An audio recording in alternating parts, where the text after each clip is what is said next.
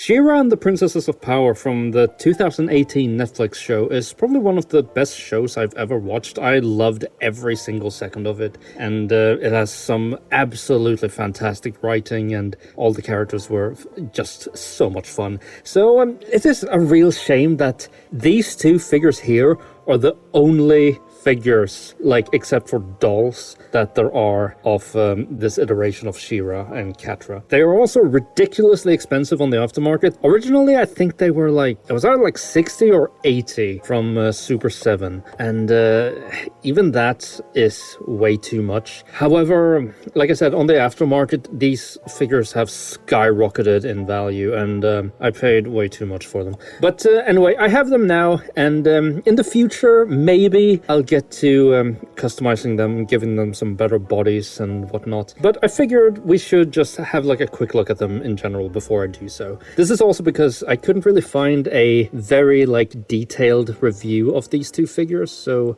I'm making one myself for future reference. So we have She-Ra and Catra here, very limited articulation. This is 2018 when super articulated figures have already been a thing for, you know, far too long, and the articulation is just garbage. So She-Ra, we can start with her since she's the main character. She-Ra, or Adora here, she has a swivel here.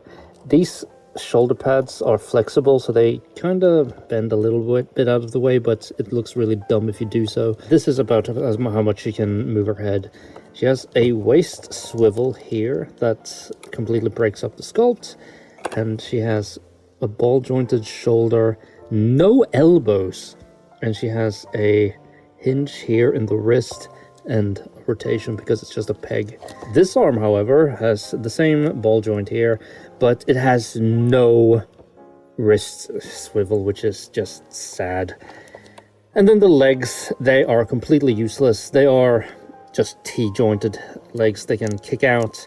They can't do anything else. They're also really loose, as you can see.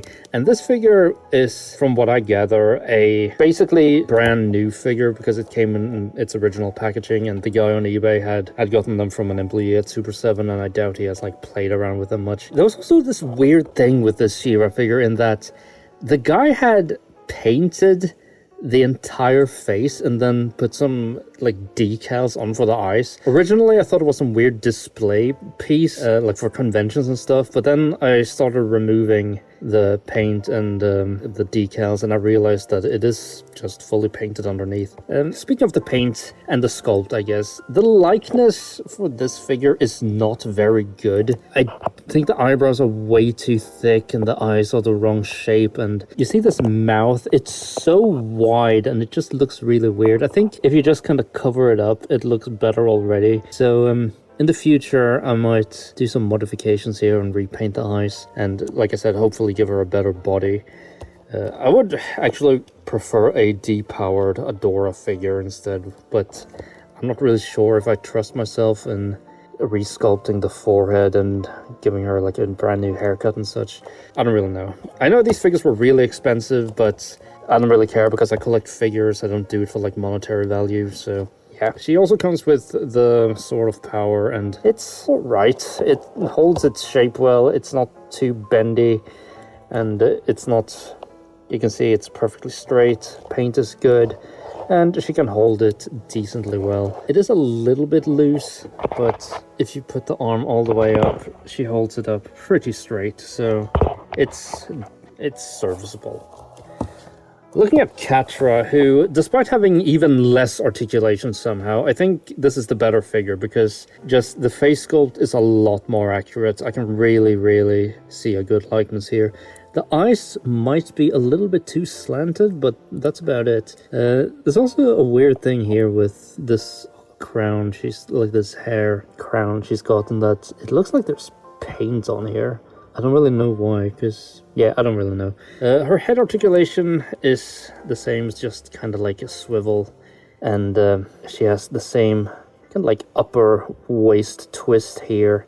And then she doesn't even have ball shoulders, it's just a straight up regular swivel joint, and nothing at all in the wrists.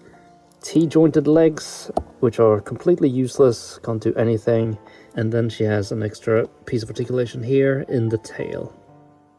She also comes with a stun baton, which is fine, I guess. It's not really a fantastic accessory, but this is also from Season 1, where both the characters are about as basic as they come. I would love to have, like, Season 5 versions of these characters, and, like, I really want Catra to come with Milog. I think that would be really sweet. Another piece of interest is that this piece here is a floaty piece, which is always appreciated. It stays in place rather well, and it looks good. So, yeah. That is about as interesting as these two figures get. So, just a quick little run through of these figures. We can also go into the height. Catra stands approximately 14.5 centimeter. Actually, more like 14 if you count like the tip to here. Her hair lifts us up a little bit. She-Ra is about 16, a little bit shorter than 16. If you want a more relevant size comparison, these figures are really difficult to stand. Here she is next to Marvel Legends Tigra, who I thought would be a good base body for Catra if I were ever to make a custom. And here they are next to a Marvel Legends suited body. So there are kind of weird scales. I think Super7 tends to do more like 7-inch scale, but I mean, these figures have nothing really to go with, so I'm not really sure. It's kind of up to you if they're gonna, work with anything.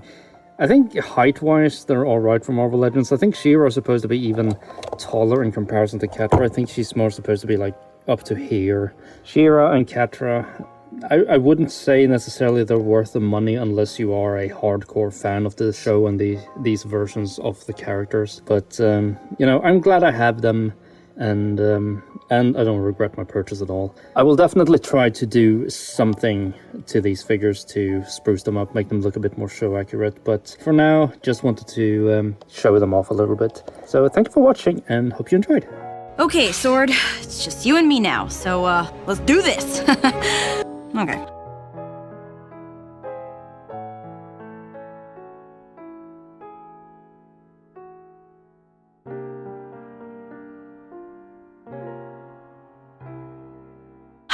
The bed! Ma'am! I mean, Your Majesty, sir! Hey, Adora. How's it hanging?